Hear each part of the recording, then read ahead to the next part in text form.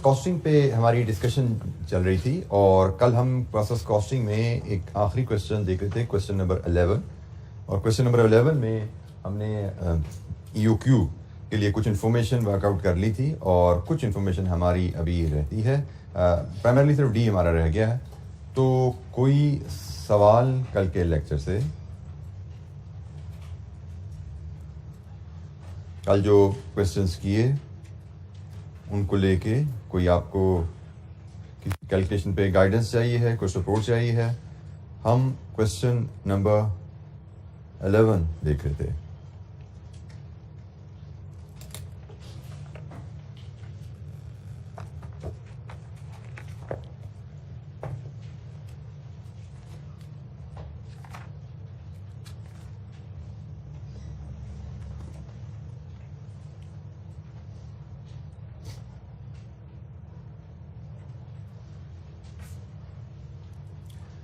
अच्छा, question number 11 में हमारी आखिरी आइटम जो डी रह गई है, अब हम इसको वर्कआउट करने हैं।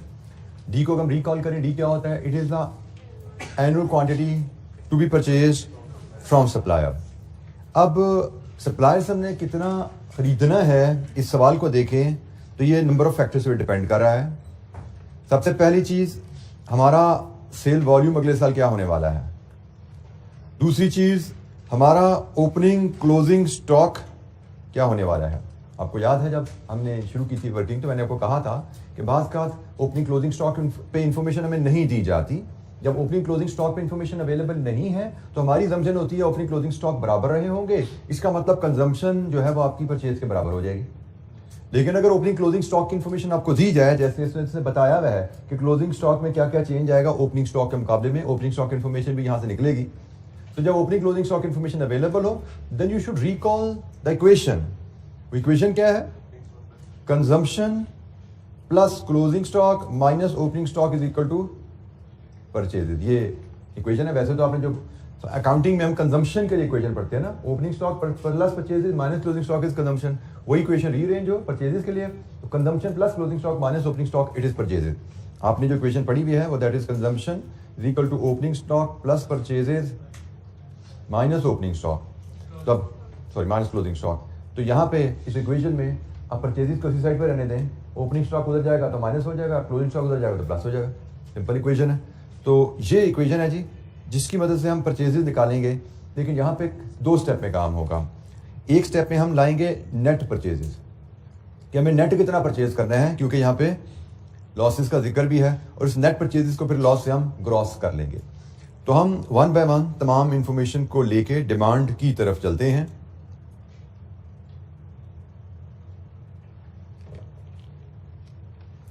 डिमांड की वर्किंग की तरफ हम चलते हैं जी। वर्किंग 3। तो सबसे पहले हम लेते हैं जी सेल्स जो हमारी यहाँ प्रोजेक्टेड वो क्या होंगी। जी पिछले साल 72,000 थी, अगले साल सेल 25% से बढ़ जाएगा। तो 72,000 इंटू 1.25 25% ऐड कर दें इसमें 90,000। अब जैसे कि हमने पढ़ा, हमें इसमें ऐड करना है क्लोजिंग स्टॉक, इसमें से लेस करना है ओपनिंग स्टॉक, तो हमें नेट परचेजेस मिलेंगी, नेट परचेज रिक्वायरमेंट। और इस नेट परचेज रिक्वायरमेंट को फिर हम ग्रॉस अप कर लेंगे। For example if this is a, तो ए डिवाइड विद 94 इंटू 100। उसने यही कहा ना कि आपका जो परचेज होती है ट्रांजिट में उसका 6% लॉस हो जाता है, 6% लॉस होता है, सॉरी दिस इज 94, 6% लॉस होता है। इसका मतलब जो परचेजेस आपके फैक्ट्री में पहुंचती है वो 94 होती है। तो 94 फैक्ट्री में हमें चाहिए, तो हमें सप्लायर से कितना खरीदना है वो जहाँ पे जनाब इसको quantity to be purchased from supplier, जो कि हमारा डी होता है, ये हमें यहाँ पे मिल जाएगा ए डिवाइड बाय 94 इंटू 100। ये हमारी रिक्वायरमेंट है। डी यहाँ से हमें मिलेगा और इस डी को लेके हम EOQ अपना कंप्लीट करेंगे। अच्छा जी, सवाल में ओपनिंग स्टॉक की फिगर हम पहले वर्कआउट करें। आप सवाल में पहला टेबल जब पढ़ते हैं पिछले साल का, उसे जहां पे डाटा दिया हुआ है वहां पे उसने बताया है average holding cost per month is 5 lakh. Holding cost per annum आपको निकालना आती है। होल्डिंग कॉस्ट पर एनम क्या होता है? एवरेज इन्वेंट्री इंटू CH, जो कि एनुअल होल्डिंग कॉस्ट होती है, पर यूनिट पर एनम होती है। आपको होल्डिंग कॉस्ट पर मंथ का दी गई है, तो होल्डिंग कॉस्ट पर मंथ कैसे आई होगी आपकी? ये हम वर्किंग 3 में है, तो इसके लिए मैं वर्किंग 3.1 करता हूं। वर्किंग 3.1 हमने कहा जी एनुअल होल्डिंग कॉस्ट होती है average inventory into holding cost per unit per year. लेकिन अगर जैसे इस क्वेश्चन में हमें मंथली होल्डिंग कॉस्ट दी गई है, तो मंथली होल्डिंग कॉस्ट कैसे आई होगी? Average inventory into holding cost per unit per month. ठीक हो गया जी। तो अब यहां से डाटा फीड कीजिए। मंथली होल्डिंग कॉस्ट आपके पास है 5 लाख और holding cost per unit per month आपके पास है 80। तो आप एवरेज इन्वेंट्री यहां से निकाल सकते हैं। क्या है जी एवरेज इन्वेंट्री? 6250। अच्छा, अब यहां पे आपने एक चीज समझनी है, एवरेज इन्वेंट्री का मतलब है ऑन एवरेज हमारे पास इतना स्टॉक रहता है। कभी ज्यादा होता है, इससे कभी कम होता है। ऑन एवरेज इतने यूनिट्स हमारे पास रहते हैं थ्रू आउट द पीरियड। अब यहां पे जो चीज एक आप और कॉन्सेप्ट सीख लो, एवरेज इन्वेंट्री को we can always assume in this case closing inventory. ये पिछले साल की एवरेज इन्वेंट्री है ना, पिछले साल की एवरेज इन्वेंट्री है ना, सॉरी ये पिछले साल की एवरेज इन्वेंट्री है। तो हमारे लिए ये पिछले साल के क्लोजिंग इस साल की ओपनिंग इन्वेंट्री बन जाती है, क्योंकि ऑन एवरेज पिछले साल हमारे पास 6250 यूनिट्स रहे। ऑन एवरेज पिछले साल हमारे पास 6250 यूनिट्स रहे, तो हम अज्यूम करेंगे कि पिछले साल एंड पे भी 6250 यूनिट्स ही रहेंगे। तो 6250 हमारी पिछले साल की क्लोजिंग और इस साल के लिए ओपनिंग इन्वेंट्री आ गई। ये हमारी जनाब माइनस होनी है। माइनस फिगर को हम ब्रैकेट में शो कर देते हैं। अब आ जाइए अगले साल के लिए, मतलब पिछले साल की क्लोजिंग है, इस साल की ओपनिंग होगी और इस साल की क्लोजिंग हमें डिटरमिन करनी है ताकि हम इस फिगर पर पहुंचे।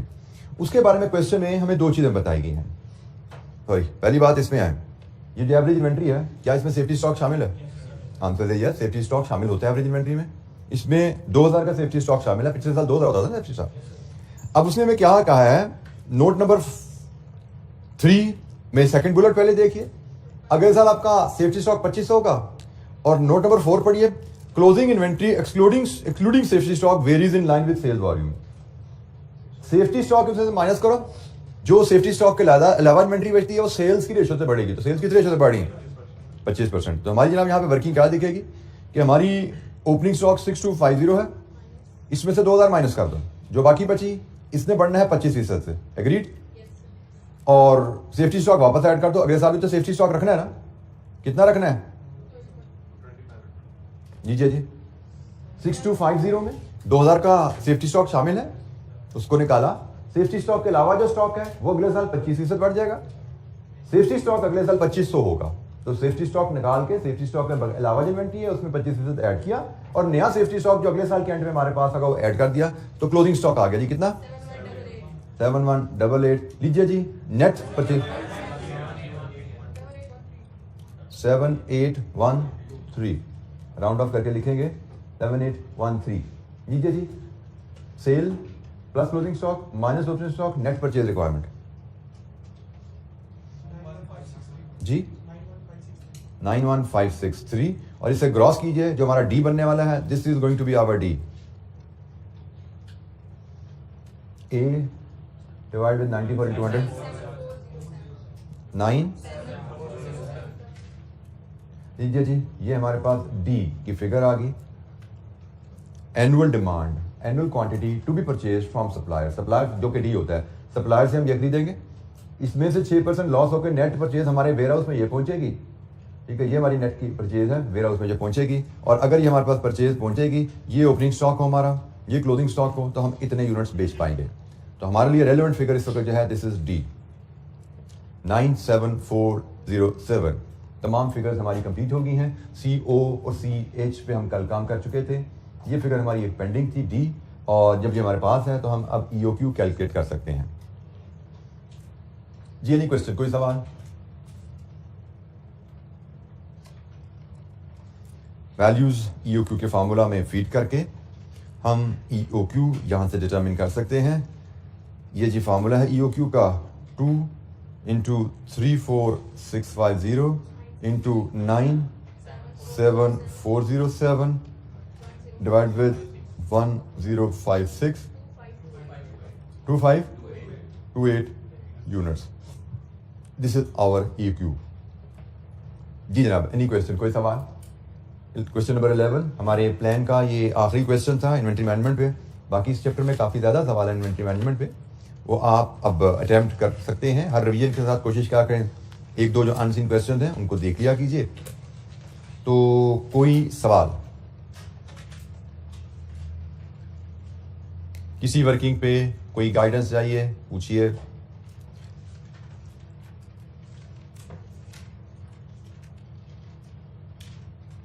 अभी मैंने कोई क्वेश्चन हमारे सामने ऐसा नहीं आया जिसमें वो कॉन्सेप्ट यूज हुआ हो कि annual ordering cost is equal to annual holding cost at EOQ.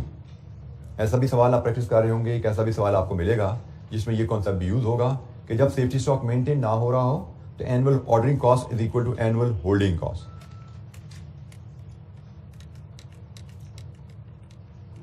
जी कोई सवाल?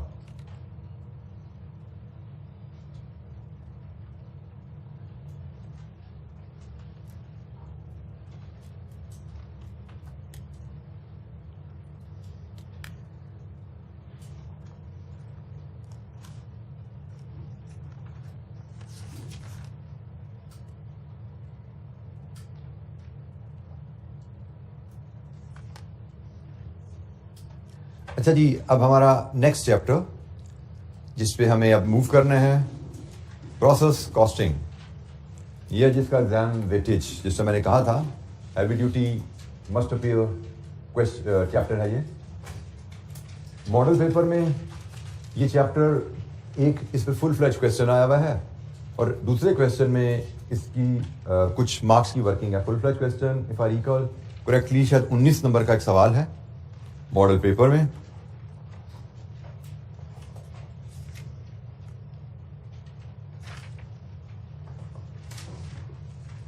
जी बिल्कुल, 19 नंबर का एक सवाल है मॉडल पेपर में और एक क्वेश्चन में मैंने एस्टिमेट किया है शायद कम से कम 3 नंबर का पार्ट वर्किंग भी प्रोसेस कॉस्टिंग के कॉन्सेप्ट पे बेस्ड है.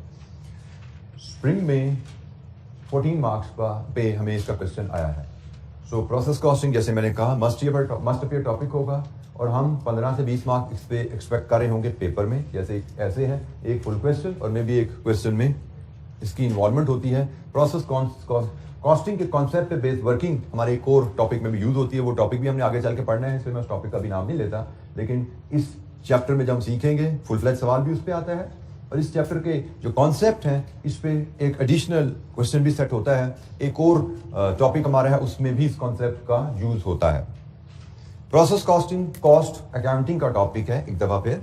जैसे हमने भी इन्वेंट्री मैनेजमेंट पढ़ा, वो मैनेजमेंट अकाउंटिंग का टॉपिक था. उसमें हमने सीखा था कॉस्ट को कंट्रोल करना ताकि हम प्रॉफिट्स को ज्यादा से ज्यादा बढ़ा सकें. That was management accounting. अब दोबारा हम कॉस्ट अकाउंटिंग पे आ रहे हैं और चैप्टर नंबर 6 है हमारे पास. पेज 155 से इसके कंटेंट शुरू हो रहे हैं नोट्स में. Process costing. अच्छा जी, प्रोसेस कॉस्टिंग का टूल है जिसका मकसद cost per unit produce calculate करना है. कॉस्ट अकाउंटिंग का बेसिक मकसद यही होता है, कॉस्ट पर यूनिट कैलकुलेट करना. लेकिन प्रोसेस कॉस्टिंग का टूल कुछ खास किस्म के बिजनेसेस में यूज किया जाता है. कौन सी कंपनीज प्रोसेस कॉस्टिंग का टूल यूज करेंगी? Companies which are engaged in mass production of identical goods. ऐसी कंपनीज जो मैस प्रोडक्शन गुड्स में बिजी हैं, बनाती हैं, वो प्रोसेस कॉस्टिंग का टूल इस्तेमाल करेंगी कॉस्ट पर यूनिट डिटरमिन करने के लिए. जैसे अगर आपको याद हो, हमने कॉस्ट अकाउंटिंग की एग्जांपल, कॉस्ट अकाउंटिंग का कॉन्सेप्ट सीखना शुरू किया था फर्नीचर की एग्जांपल से. अब फर्नीचर की एग्जांपल में mass production of identical goods नहीं होती. एक कंपनी है, एक कस्टमर आएगा जी 50 इस तरह के डेस्क बना दें, दूसरा कस्टमर आएगा जी 25 इस तरह की कुर्सियां बना दें, तीसरा कस्टमर आएगा जी 100 इस तरह के डाइस बना दें. तो डिफरेंट तरह की प्रोडक्ट्स बन रही हैं और एज पर कस्टमर ऑर्डर बन रही होती हैं. जब हम मैस प्रोडक्शन की बात कर रहे हैं, आइडेंटिकल गुड्स की बात कर रहे हैं, तो चॉकलेट बार बनाने की फैक्ट्री, सूप केन्स बनाने की फैक्ट्री, सोप केक्स बनाने की फैक्ट्री, कैंडीज बनाने की फैक्ट्री, ठीक है जी, पेंट की फैक्ट्री, जिसमें मैस प्रोडक्शन होती है, बेतहाशा क्वांटिटी प्रोड्यूस होती है, आइडेंटिकल प्रोडक्ट्स। अब कैंडीज कंपनी बना रही है तो वो तो एक ही तरह की कैंडीज हजारों के हिसाब से दिन में बन रही होती हैं। एक कंपनी सोप बनाती है तो सोप के जो पीसीज या केक्स के इनको जो बनते हैं वो एक दिन में हजारों के हिसाब से बन रहे हैं और आइडेंटिकल है। सो कॉस्ट प्रोसेस कॉस्टिंग का टूल ऐसे बिजनेसेस में यूज होता है जहां पे कंपनीज आइडेंटिकल गुड्स की मैस प्रोडक्शन करती हैं, एक ही जैसी आइडेंटिकल प्रोडक्ट बना रही है। ये बॉल पेन बनाने की फैक्ट्री, एक ही जैसे बॉल पेन है, दिन के 10,000 बनाते हैं। तो कॉस्ट पर यूनिट ऐसे बिजनेसेस में मेजर अगर करनी है तो हम प्रोसेस कॉस्टिंग का टूल इस्तेमाल करते हैं। प्रोसेस कॉस्टिंग में इस तरह के बिजनेसेस की जब हम बात करते हैं, इनमें कुछ खास फीचर भी होते हैं, कुछ खास फीचर भी होते हैं इस तरह के बिजनेसेस में, जिसकी वजह से हमें प्रोसेस कॉस्टिंग का टूल यूजफुल, हेल्पफुल है। फीचर्स में क्या है जी? Products are identical and indistinguishable. आपको जी इस बॉल पेन की कॉस्ट क्या है और इसका आइडेंटिकल जो दूसरा बॉल पेन बना है इसकी कॉस्ट फर्क होगी? तो ऐसा नहीं है। आइडेंटिकल प्रोडक्ट होती है, इनकी कॉस्ट बराबर होती है और आप प्रोडक्ट में डिफरेंशिएट नहीं कर सकते। फैक्ट्री में डेस्क बन रहा है, इसकी कॉस्ट फर्क होगी, वो चेयर बन रही है उसकी कॉस्ट फर्क होगी, ये डाइस बन रहा है इसकी कॉस्ट फर्क है। तो यहाँ पे प्रोसेस कॉस्टिंग की जरूरत नहीं है। प्रोसेस कॉस्टिंग वहां पे यूज होगी जहां पे आइडेंटिकल इनडिस्टिंग्विशेबल, मतलब फर्क नहीं हो सकता प्रोडक्ट में, सारी प्रोडक्ट एक जैसी हैं, वो यूज होती हैं। फिर प्रोसेस कॉस्टिंग प्रोसेस लॉसेस से भी डील करता है कि प्रोडक्शन के दौरान अगर कुछ लॉसेज आ जाते हैं, जो कि एक नॉर्मल फीचर है किसी भी प्रोडक्शन प्रोसेस का, कि आपने ये बॉल पेन से बनाने शुरू किए तो ये बॉल पेन बनाने में डिफरेंट मटेरियल यूज हो रहा है, प्लास्टिक भी है, रबर भी है, ट्रांसपेरेंट प्लास्टिक भी है, रेड प्लास्टिक भी है। लेकिन जब भी आप प्लास्टिक का रॉ मटेरियल फीड करोगे से 100 किलो का, तो आउटपुट आपकी 100 किलो की नहीं निकलती, कोई ना कुछ क्वांटिटी कम या ज्यादा प्रोसेस में वेस्ट भी होती है, क्योंकि इसको मेल्ट किया जाता है, फिर इसको शेप अप किया जाता है, इसकी कटिंग की जाती है, मे बी 2-4-5% कुछ ना कुछ प्रोसेस में वेस्ट भी होती है। तो ये भी अक्सर प्रोसेस का फीचर होता है कि प्रोसेस में लॉसेज आते हैं। तो प्रोसेस में लॉसेज आ जाएं, उसको कैसे डील करना है, कॉस्ट पर यूनिट कैसे निकालनी है, ये भी हम प्रोसेस अकाउंटिंग में सीखते हैं। फिर प्रोसेस अकाउंटिंग में बाज़ औक़ात एक प्रोसेस की आउटपुट दूसरे प्रोसेस की इनपुट बन जाती है। मतलब एक ही प्रोसेस में इनपुट डालो और फिनिश प्रोडक्ट नहीं निकल आती। जैसे मैं इसकी बात करूं तो यहां पे मे बी हमारे पास रॉ मटेरियल होगा ट्रांसपेरेंट प्लास्टिक का, वो एक डिपार्टमेंट में जाएगा। रॉ मटेरियल होगा रेड प्लास्टिक का, वो दूसरे डिपार्टमेंट में जाएगा। रॉ मटेरियल होगा ये रबर का, ये तीसरे डिपार्टमेंट में जाएगा। रबर के डिपार्टमेंट से और ट्रांसपेरेंट प्लास्टिक से और रेड प्लास्टिक से डिफरेंट पार्ट्स बनेंगे इस बॉल पेन के। फिर ये तीनों पार्ट्स नेक्स्ट डिपार्टमेंट में इनपुट होंगे जहां पे इनकी असेंबली की जाएगी। मे बी रिफिल किसी चौथे डिपार्टमेंट से आएगी। सो कुछ डिपार्टमेंट की आउटपुट्स अगले डिपार्टमेंट्स में जाके इनपुट बन जाती है और फिर शायद फिनिश प्रोडक्ट बन रही है। मल्टीपल डिपार्टमेंट्स भी प्रोडक्शन प्रोसेस में अगर इन्वॉल्व हो तो प्रोसेस कॉस्टिंग उनको भी डील करती है, जहां पे एक डिपार्टमेंट की आउटपुट दूसरे डिपार्टमेंट की इनपुट बनी। अभी हमने जैसे पढ़ा था, इससे पहले हमने कहा था ये एक वर्किंग प्रोसेस होता है और वर्किंग प्रोसेस के बाद सीधा फिनिश गुड्स आ जाता है। अब हम कह रहे हैं ऐसा नहीं है। वर्किंग प्रोसेस ए होगा, आपने यहाँ पे रॉ मटेरियल डाला, यहाँ आपने डायरेक्ट लेबर डाली, यहाँ पे ओवरहेड अब्सॉर्ब किया, उसके बाद जब प्रोसेस ए कंप्लीट हो गया तो यहाँ से आप वर्किंग प्रोसेस बी को गुड्स भेज देते हो। वर्किंग प्रोसेस बी में इन पे मजीद काम होता है। वर्किंग प्रोसेस बी में वर्किंग प्रोसेस ए से प्रोडक्ट आती हैं, इन पे मजीद काम होता है, मजीद इन पे लेबर लगती है, मजीद इन पे ओवरहेड्स लगते हैं और फिर ये प्रोडक्ट फिनिश गुड्स हो जाती है और यहां से फिर कॉस्ट ऑफ सेल्स हो जाती है। पहले हमने क्या सीखा था? वर्किंग प्रोसेस ए में material labour overhead cost incur हुई और यहां से फिनिश गुड बन के चलेगी। लेकिन अब हम कह रहे हैं प्रोसेस कॉस्टिंग में ऐसा भी होगा कि एक डिपार्टमेंट से जो आउटपुट निकली है वो दूसरे डिपार्टमेंट में इनपुट बनती है, मजीद उस पर काम होता है, फिर फिनिश गुड्स तैयार होती है। सो एक से ज्यादा डिपार्टमेंट्स भी प्रोडक्शन कॉस्ट में इन्वॉल्व हो सकते हैं, होते हैं यकीनन, तो उनसे भी प्रोसेस कॉस्टिंग में डील करना सीखेंगे। At time more than one products are produce from the one process, ये भी प्रोडक्शन का एक फीचर होता है। तो प्रोसेस कॉस्टिंग इस फीचर से भी डील करती है कि आप एक प्रोसेस से एक से ज्यादा प्रोडक्ट्स भी बना लेते हैं। कोई एग्जांपल है एक प्रोसेस से एक से ज्यादा प्रोडक्ट? पेट्रोलियम इंडस्ट्री, बिल्कुल ठीक है। आपने वहां पे raw material crude oil feed करते हो, वहां से आपका पेट्रोल भी निकलता है, डीजल भी निकलता है, केरोसिन ऑयल भी निकलती है, टार भी निकलती है। There are so many products जो कि आउटपुट में वहां से मिलती हैं। एक ही इनपुट फीड की क्रूड ऑयल और आगे से मल्टीपल आउटपुट्स निकल आती हैं। सो पेट्रोलियम इंडस्ट्री में भी हम प्रोसेस कॉस्टिंग को यूज करते हैं। Process accounting takes care of the above features to give cost पर unit of the product produce. हम डिफरेंट एग्जांपल से डिफरेंट इश्यूज से डील करेंगे, वर्किंग से डील करेंगे, जिनमें हम सबको डील करना सीखेंगे कि लॉसेज आ जाएं क्या करेंगे, एक प्रोसेस की आउटपुट दूसरे प्रोसेस में जाए क्या करेंगे। एक से ज़्यादा प्रोडक्ट्स बन जाएं तो कॉस्ट पर यूनिट कैसे कैलकुलेट करनी है, ये सारी चीज़ें हमने प्रोसेस अकाउंटिंग में सीखनी है। जी, हमने अभी सिर्फ बात की कि प्रोसेस कॉस्टिंग का जो टूल हम सीखने जा रहे हैं ये किस किस्म के बिजनेसेस में यूज होता है और इस तरह के बिजनेसेस में क्या स्पेशल फीचर्स होते हैं जिनसे हमें डील करना पड़ेगा। जी, एनी क्वेश्चन, कोई सवाल?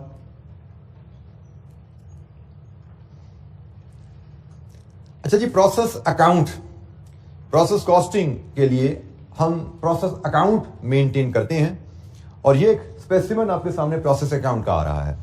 ये नॉर्मल अकाउंट से थोड़ा डिफरेंट है, नॉर्मल लेजर अकाउंट से थोड़ा डिफरेंट है।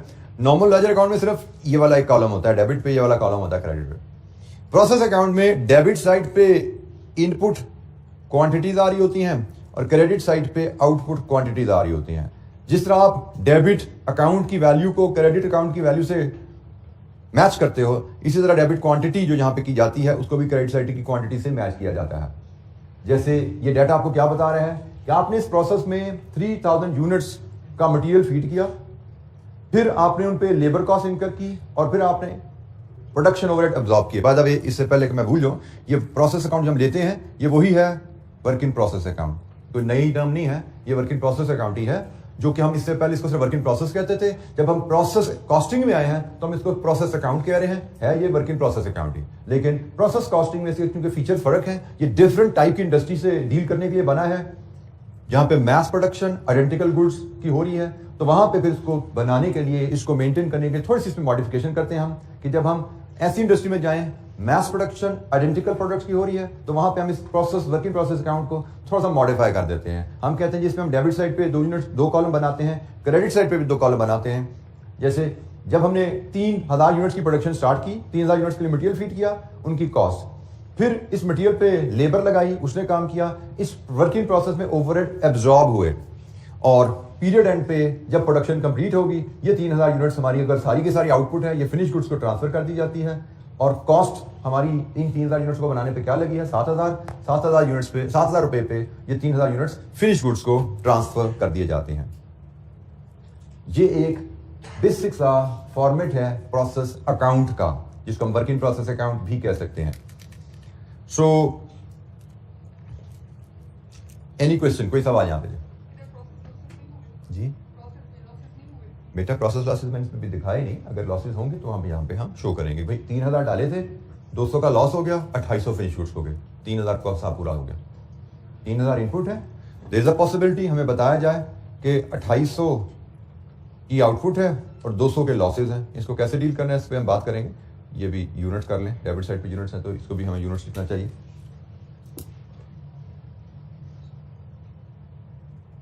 ये स्लाइड में गड़बड़ है, नोट्स में ठीक है। जी एनी क्वेश्चन, कोई सवाल? अभी लॉसेस से भी हम डील करेंगे, लेकिन this is how losses will reflect. ये 3000 यूनिट्स फीड किया, 2800 यूनिट्स हमारे चले गए फिनिश प्रोडक्ट में, 7000 रुपए लगे थे, 200 का लॉस हो गया। इसको कैसे डील करना है उस पर भी हम बात करेंगे। अच्छा जी, पहले हम कुछ टर्म्स कह लीजिए या कुछ इश्यूज कह लीजिए जिनसे हमें प्रोसेस कॉस्टिंग में डील करना पड़ता है। सबसे पहली टर्म है नॉर्मल लॉस। हमने अभी जिक्र किया था प्रोसेस कॉस्टिंग जिन इंडस्ट्री में अप्लाई की जाती है उन इंडस्ट्री में अक्सर हमें लॉसेस से डील करना पड़ता है। लॉसेस से मुराद क्या होती है कि input and output are not equal. आपने 3000 यूनिट्स की इनपुट डाली, जैसे भी पीछे स्लाइड पे मैंने दिखाया था, आउटपुट आपको 2800 यूनिट की मिली है, लॉसेस। तो लॉसेस द सिचुएशन जहां पे input is not equal to output, in fact output is less than the input. तो यहां पे जब हमारा लॉस आता है तो लॉसेस में एक टर्म यूज की जाती है नॉर्मल लॉस। नॉर्मल लॉस से मुराद होता है किसी प्रोसेस का एक्सपेक्टेड लॉस। जैसे मैंने आपको कहा कि हम भाई फीड करते हैं ट्रांसपेरेंट प्लास्टिक जिससे ये बैरल्स बनती हैं बॉल पेन की। हम पिछले 1 साल का डाटा हमने उठा के देखा, उस 1 साल के डाटा से हमें पता लगा कि हम जब 1 kg रॉ मटेरियल फीड करते हैं तो उससे जो बैरल्स बनती हैं उनका वेट 900 ग्राम होता है।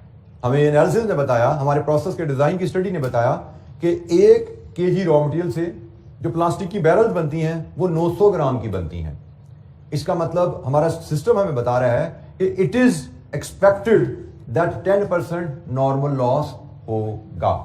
ठीक है जी, 10% नॉर्मल लॉस होगा। इसको एक्सपेक्टेड लॉस भी कहा जाता है और ये अनअवॉइडेबल लॉस होता है। ये अनअवॉइडेबल लॉस होता है। अच्छा जी, इसकी इंप्लीकेशन, इसकी कैलकुलेशन पहले देख लीजिए। एक्सपेक्टेड लॉस को जैसे हमें कह दीजिए वो नॉर्मल लॉस है, ये होना ही होना है। एक्सपेक्टेड लॉस के साथ, नॉर्मल लॉस के साथ ही एक टर्म यूज की जाती है एक्सपेक्टेड आउटपुट, कि ठीक है जी, अगर आपका नॉर्मल लॉस है तो उसके साथ से आपकी एक्सपेक्टेड आउटपुट क्या होगी।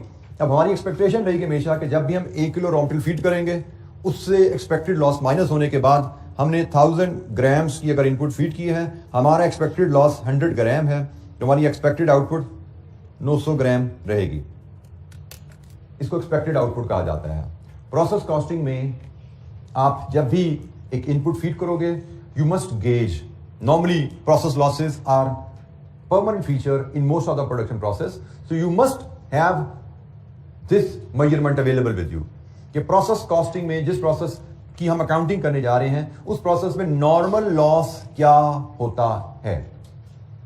Normal loss is unavoidable loss, उससे बचा नहीं जा सकता, वो प्रोसेस का हिस्सा है। एक्सपेक्टेड आउटपुट आपकी इनपुट माइनस एक्सपेक्टेड लॉस होती है। फॉर एग्जाम्पल, मैं आपसे कहूं कि आपने एक प्रोडक्ट बनानी है जिसमें आप 1000 ग्राम का रॉ मटेरियल फीड करते हो, और 1000 ग्राम का रॉ मटेरियल फीड करते हो तो as a result of normal loss आपका 100 ग्राम का, as a result of process आपका 100 ग्राम का नॉर्मल लॉस हो जाता है। अगर मैं आपसे कहूं कि ये 1000 ग्राम जो आपने फीड किया है, इसकी कॉस्ट 5000 रुपये है, अगर मैं आपसे कहूं इसकी कॉस्ट 5000 रुपये पर केजी है, ठीक है। और मेरा क्वेश्चन आपसे हो कि भाई कॉस्ट पर केजी ऑफ आउटपुट बताओ। मैंने 1000 ग्राम 5000 रुपये में खरीद के फीड किया। जब मैंने 5000 रुपये का रॉ मटेरियल फीड किया तो मुझे आउटपुट कितनी मिली? 900 ग्राम। ये आउटपुट मुझे 900 ग्राम में कितने रुपए खर्च करके? तो अगर मैंने आउटपुट 1 किलो लेनी है तो क्या मुझे 5000 का मटेरियल फीड करना चाहिए? आंसर इज नो, मुझे ज्यादा मटेरियल फीड करना पड़ेगा। तो इसके लिए हम कहते हैं कि जी कॉस्ट पर केजी निकालना है, तो मैंने 5000 कॉस्ट फीड जरूर की है, लेकिन इससे मुझे जो आउटपुट मिली है वो 900 ग्राम या 0.9 केजी की मिली है, सही है। तो कॉस्ट पर केजी यहां से निकलेगी आपकी input cost over expected output, क्योंकि मेरा प्रोसेस डिजाइन मुझे बताता है कि मैं 1 केजी फीड करता हूं, उसमें से 0.1 केजी लॉस हो जाता है। तो जनाब मेरी कॉस्ट पर केजी क्या बनी? यह है जी कॉस्ट पर केजी ऑफ आउटपुट। तो जब हमने कहा प्रोसेस में लॉसेस इन्वॉल्व हो जाएं, या प्रोसेस में लॉसेस इन्वॉल्व हो जाएं, तो कॉस्ट पर यूनिट निकालने का तरीका process cost over expected output है।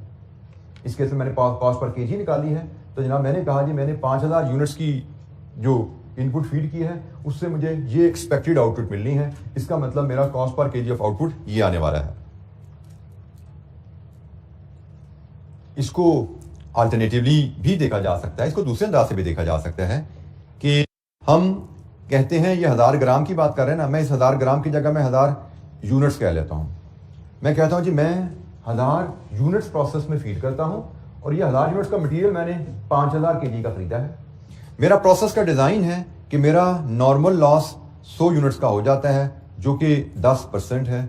इसका मतलब मैं 1000 यूनिट्स की इनपुट फीड करता हूं, मुझे 900 यूनिट्स की आउटपुट मिलती है।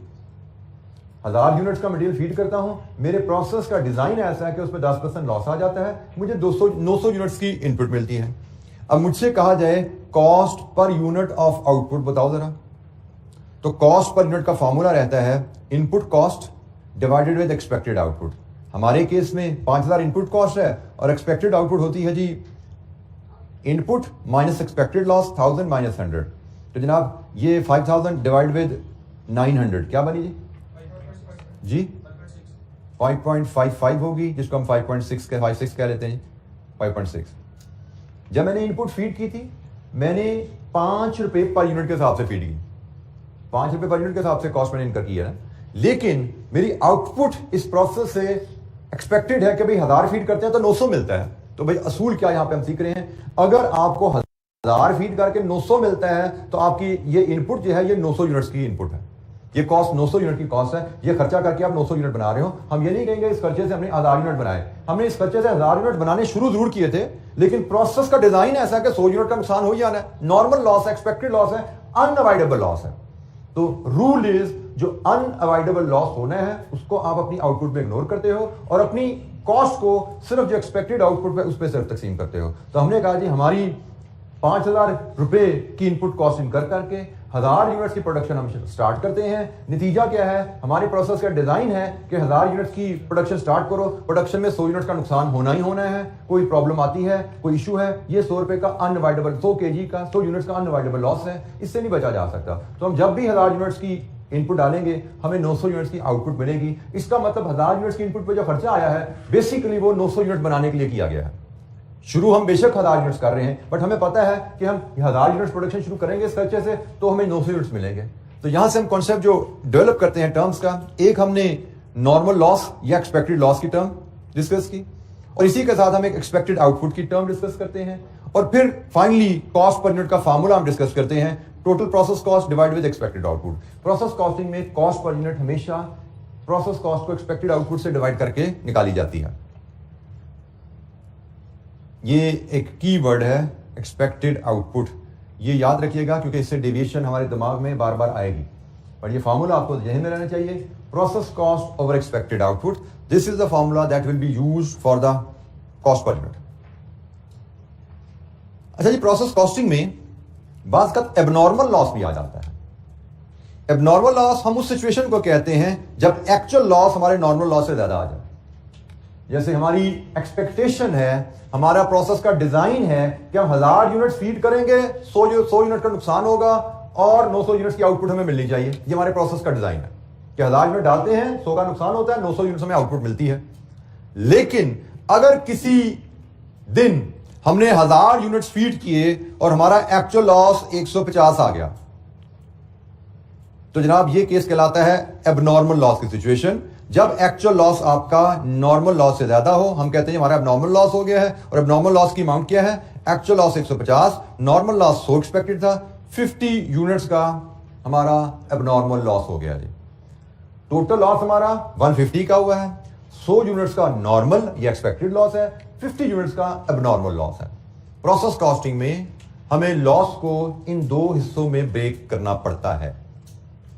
उसकी वजह अभी जल्दी आपको पता लग जाएगी। प्रोसेस कॉस्टिंग में जो एबनॉर्मल लॉस को हम अलहदा रखते हैं, और एबनॉर्मल लॉस को आप इस तरह भी कैलकुलेट कर सकते हो, नॉर्मल लॉस को आप ऐसे भी कैलकुलेट कर सकते हो, expected output minus actual output. जैसे जब हम 1000 यूनिट फीड करते हैं और हमारा एक्सपेक्टेड लॉस 10% होता है तो हमारी एक्सपेक्टेड आउटपुट क्या होती है, 900। लेकिन इस केस में हमने 1000 यूनिट्स फीड किया, हमारा एक्चुअल लॉस 150 हो गया, तो हमारी एक्चुअल आउटपुट क्या आई, 850, क्योंकि हमारा लॉस 150 का हो गया। तो एबनॉर्मल लॉस आप ऐसे भी देख सकते हो 50 का है, एबनॉर्मल लॉस आप ऐसे भी देख सकते हो कि भाई हमारी एक्सपेक्टेड आउटपुट थी 900 की, हमें एक्चुअल आउटपुट मिली 850 की, हमारा एबनॉर्मल लॉस 50 का है। तो एबनॉर्मल लॉस आप actual loss minus normal loss कर लो, यहां से भी मिलेगा। एबनॉर्मल लॉस आपको expected output minus actual output करो, यहां से भी मिलेगा। डिपेंडिंग हमें कौन सा फॉर्मूला यूज करना है, वैल्यूज हमें क्वेश्चन में डाटा क्या दिया गया है, but we should know normal loss, expected loss, abnormal loss which was not expected लेकिन हो गया। हम इसको एक और अंदाज से नॉर्मल लॉस और नॉर्मल लॉस को समझें। नॉर्मल लॉस प्रोसेस के डिजाइन का हिस्सा है, 1000 यूनिट डालते हैं तो मिलते ही 900 यूनिट्स हैं, इसलिए हमने असूल बना लिया कि हमने 1000 यूनिट्स की इनपुट पे जो खर्चा इनकर किया, हम समझते हैं कि वो खर्चा हमने सिर्फ 900 यूनिट्स के लिए ही खर्चा इनकर किया है, क्योंकि हमें पता है 1000 यूनिट्स डालते हैं तो मिलते ही 900 यूनिट्स हैं। तो हमने कहा कि कॉस्ट पर यूनिट का फॉर्मूला ही process cost over expected output रहेगा। इससे होता क्या है कि आपके ये जो लॉस यूनिट की कॉस्ट भी है ना, बेसिकली आपने 5000 रुपए की कॉस्ट 1000 यूनिट के लिए इनकर की है, लेकिन अगर 100 यूनिट्स नॉर्मल लॉस है तो असूल क्या है कि भाई नॉर्मल लॉस का खर्चा भी फिर जो गुड यूनिट्स है ना वो बर्दाश्त करें। हमने क्या किया, 5000 की कॉस्ट को फिर 900 यूनिट पे तकसीम कर दिया, तो 100 यूनिट्स का बर्डन भी 900 यूनिट पे ट्रांसफर हो गया ना। जब आप प्रोसेस कॉस्ट को एक्सपेक्टेड आउटपुट से डिवाइड करते हो, 5000 रुपए आपने खर्चे थे 1000 यूनिट बनाने के लिए, लेकिन जब बनने ही 900 यूनिट्स हैं तो फिर 5000 यूनिट्स को 900 पे तकसीम करो ना, तो जो 100 यूनिट का नुकसान हुआ है उनका बोझ भी 900 यूनिट पे पड़ गया। 5000 रुपए 900 यूनिट पे तकसीम हो गए। सो नॉर्मल लॉस यूनिट्स का बोझ, नॉर्मल लॉस यूनिट्स की कॉस्ट का बर्डन गुड आउटपुट उठाती है। नॉर्मल लॉस यूनिट्स का की कॉस्ट का बर्डन गुड आउटपुट पे जाता है। 5000 यूनिट्स में 100 यूनिट्स जो लॉस हुए हैं उनकी कॉस्ट भी शामिल है। हमने टोटल कॉस्ट को तकसीम कर दिया 900 यूनिट्स में, गुड यूनिट्स में। तो इस तरह हमने क्या किया कि नॉर्मल लॉस यूनिट्स का कॉस्ट बर्डन भी गुड प्रोडक्शन में तकसीम कर दिया। This is the basic principle. और फिर जब मैं यहां पे कह रहा हूं नॉर्मल लॉस को अलहदा रखो, उसकी वजह यह है कि आपका नॉर्मल लॉस आ जाता है तो इसका मतलब यह नहीं कि उसका बर्डन भी प्रोडक्शन पे जाना है। एबनॉर्मल लॉस का बर्डन प्रोडक्शन कॉस्ट पे नहीं जाता, इसलिए एबनॉर्मल लॉस को अलहदा रखना है।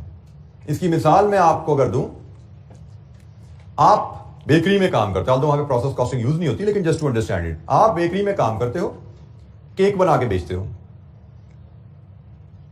नॉर्मली आपके एक केक में से 10 अंडे इस्तेमाल होते हैं। आपकी कस्टमर से प्राइस चार्ज करने का तरीका क्या है कि केक में जो इंग्रेडिएंट लगे हैं, अंडे, मैदा एक्सेट्रा, उनकी कॉस्ट क्या है, ज़रब दो प्राइस, ये आपकी प्राइसिंग का तरीका है। तो कस्टमर एक दिन आया आपके पास, उसने आपसे कहा कि जी मुझे एक केक बनवाना है आपसे 1 पाउंड का, तो कितनी प्राइस चार्ज करेंगे? आपने हिसाब लगाया कि जी इतने अंडे लगेंगे, इतना मैदा एक्सेट्रा एक्सेट्रा, चीनी वगैरह, तो जनाब मैं आपसे 1000 रुपया चार्ज करूंगा। कस्टमर ठीक है जी बना दें केक। आपने केक बनाना शुरू किया। अगले दिन कस्टमर केक लेने आया, उसने कहा जी केक दे दें जी। मैंने केक तो तैयार है बट प्राइस आज मैं आपसे 1000 नहीं लूंगा, 1500 लूंगा।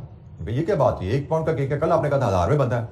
वो जी असल में जब आपका केक हमारा वर्कर बना रहा था ना, उससे 12 अंडे टूट गए थे, तो केक बनाते हुए टूटे थे, तो सारी बात अब केक में खर्चा लग गया, तो अब इसकी कॉस्ट ज्यादा हो गई है।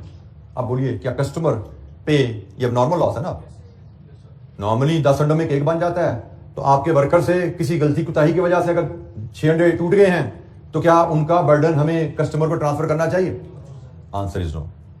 Answer is no. रूटीन में, प्रोडक्शन प्रोसेस में जो खर्चा इंकर होता है, कॉस्ट पर यूनिट में सिर्फ वही रिफ्लेक्ट होना चाहिए। जैसे मैं यहां पे बात करूं, अगर किसी वजह से हमारा यहां पे 50 यूनिट का एक्स्ट्रा लॉस हो गया, तो क्या मुझे अपनी कॉस्ट पर यूनिट 5000 रुपए तकसीम 850 कितनी बनती है? 5.88। किसी वजह से नॉर्मल हमारा तरीका करके है 5000 रुपए में 1000 यूनिट फीड करते हैं, 900 यूनिट्स की आउटपुट मिल जाती है। इसके हिसाब से हमारी कॉस्ट पर यूनिट 5.56 बनती है।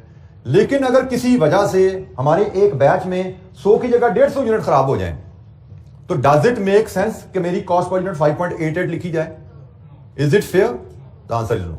ये फेयर नहीं है, क्योंकि मेरी जो 50 यूनिट का एक्स्ट्रा लॉस हुआ है वो मेरी किसी क्लाइंट, किसी वर्कर की नालायकी की वजह से हुआ है। That should not be passed on to the product cost, that should not be passed on to the customer. तो कस्टमर के पास नहीं जाना चाहिए। इसलिए हमें नॉर्मल लॉस और नॉर्मल लॉस को अलग-अलग रखना पड़ता है, क्योंकि normal loss process, production process का हिस्सा है, प्रोडक्शन उसके बगैर नहीं हो सकती। लेकिन अब नॉर्मल लॉस प्रोडक्शन प्रोसेस का हिस्सा नहीं है, वो किसी वर्कर की नालायकी की वजह से हुआ है, वो प्रोडक्शन प्रोसेस का हिस्सा नहीं है। जब चीज प्रोडक्शन प्रोसेस का हिस्सा नहीं है, किसी एबनॉर्मल एक्टिविटी की वजह से हुई है, तो उसको हमें अलहदा नोट करना है, अलहदा डील करना है। सो एबनॉर्मल लॉस क्या है? सिर्फ हमने फिलहाल सिर्फ एबनॉर्मल लॉस की आइडेंटिफिकेशन पे बात की है। आपका loss actual loss normal loss के बराबर है, एक्चुअल लॉस नॉर्मल लॉस से ज्यादा है। आपकी कॉस्ट पर यूनिट का फार्मूला यही रहता है, याद रखिएगा। मेरा एक्चुअल लॉस 100 यूनिट्स का हुआ है, या एक्चुअल लॉस 150 यूनिट का हो गया है, मेरी कॉस्ट पर यूनिट यही रहेगी। फिर अब नॉर्मल लॉस का सलूक क्या होना है उसमें बात करेंगे आगे। फिलहाल हमने सिर्फ नॉर्मल लॉस और एक्सपेक्टेड आउटपुट, ये 2 टर्म सीखी। नॉर्मल लॉस क्या है डेफिनेशन, एक्सपेक्टेड आउटपुट क्या होती है। हमने कॉस्ट पर यूनिट का बेसिक फार्मूला सीखा, हमने एबनॉर्मल लॉस की डेफिनेशन पढ़ी, और एबनॉर्मल लॉस की कैलकुलेशन देखने के 2 तरीके देखे। अच्छा जी, फिर एबनॉर्मल गेन भी एक टर्म होती है। एबनॉर्मल गेन हम कहते हैं जब हमारा एक्चुअल लॉस नॉर्मल लॉस से कम हो जाए। हमारे प्रोसेस का डिजाइन है कि हम 1000 यूनिट डालते हैं, 100 यूनिट का नुकसान होता है, 900 की आउटपुट मिलती है। अगर किसी वजह से हमारा एक्चुअल लॉस 50 का हुआ है, हम 100 यूनिट्स का नॉर्मल लॉस एक्सपेक्ट कर रहे थे, तो हम कहते हैं जी हमारा एबनॉर्मल गेन हुआ है। हमारा 100 यूनिट का नुकसान होना था, हमारा सिर्फ 50 का हुआ, तो 50 यूनिट्स का हमें फायदा हो गया। लॉस में कमी भी फायदा है, लॉस में कमी एक तरह का फायदा है। आप तैयार थे कि भाई मैं 1000 यूनिट डालूंगा मुझे 900 यूनिट्स मिलेंगे, लेकिन आपको 950 यूनिट्स मिल गए। This is gain, this is called abnormal gain. Abnormal gain calculate करने का एक और तरीका भी है, actual output minus expected output. तो आप यहां से भी नॉर्मल गेन कैलकुलेट कर सकते हैं।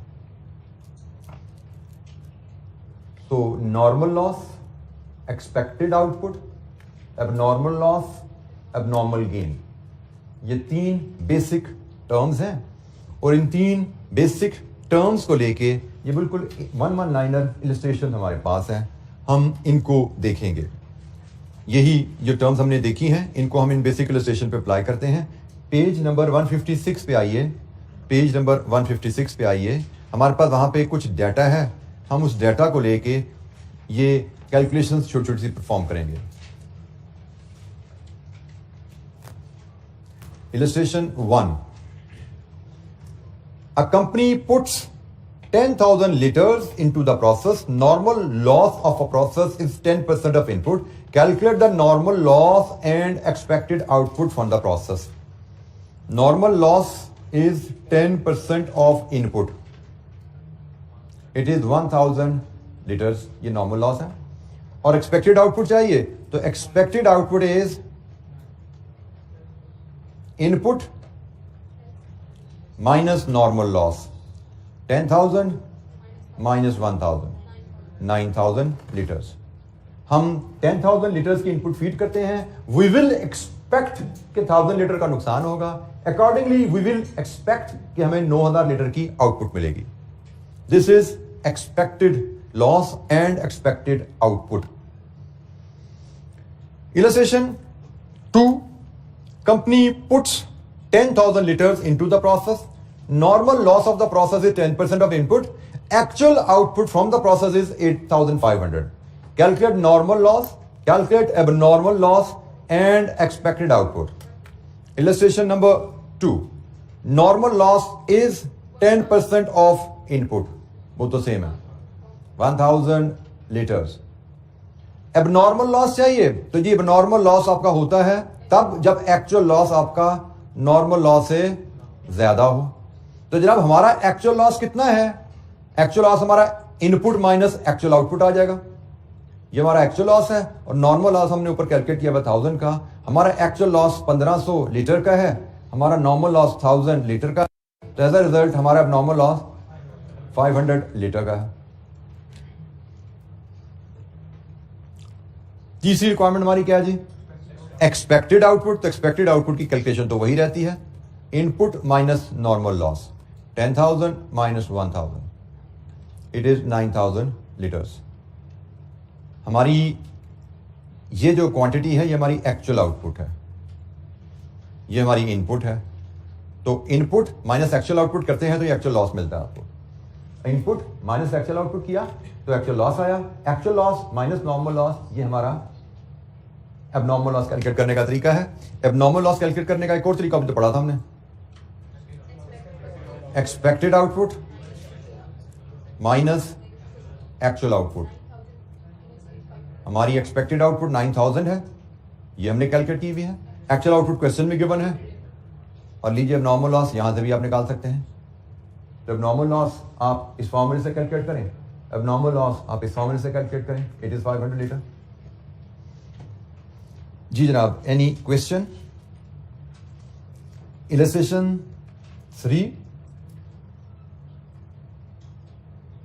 सेम डाटा लेकिन एक्चुअल आउटपुट बदल गई है। Company puts 10,000 liters into the process. Normal loss of a process is 10%. Actual output from the process is 9,400. Calculate normal loss, abnormal gain and expected output. Illustration number 3. Normal loss वही रहेगा 10% of input 1000। अब इस case में abnormal gain आ रहा है। abnormal gain हम कैसे ले सकते हैं? Normal loss minus actual loss, ये नॉर्मल गेन कहलाता है। नॉर्मल लॉस 1000 है और एक्चुअल लॉस हमारा है 10,000 माइनस 9,400, तो ये बनता है जी आपका 600। तो जनाब आपका एबनॉर्मल गेन है 400 लीटर का। फिर हमें कहा गया एक्सपेक्टेड आउटपुट भी बताइए, तो एक्सपेक्टेड आउटपुट का फार्मूला वही रहेगा जो पहले हमने यूज किया, input minus normal loss. Input minus normal loss, ये आपका एक्सपेक्टेड आउटपुट है। और जब एक्सपेक्टेड आउटपुट हमारे पास है तो अब नॉर्मल गेन को हम रिकैलकुलेट भी कर सकते हैं। अब नॉर्मल गेन हमारा रिकैलकुलेट भी होता है, it will be actual output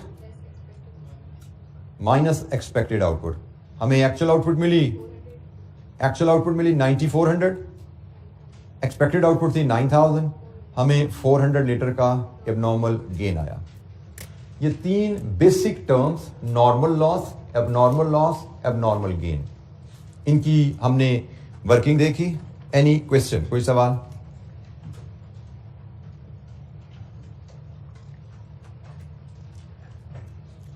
हमने प्रोसेस कॉस्टिंग किस किस्म के बिजनेसेस में यूज होता है, प्रोसेस कॉस्टिंग किस किस्म के प्रोसेस फीचर से डील करता है, लॉसेस को डील करता है, इनपुट एक प्रोसेस की आउटपुट दूसरे प्रोसेस की इनपुट बन रही होती है, इससे डील करता है, प्रोसेस अकाउंट का फॉर्मेट क्या होता है, और 3 calculation, normal loss, abnormal gain, इनका मतलब क्या है, इनकी छोटी छोटी सी कैलकुलेशन क्या हमने सीखा।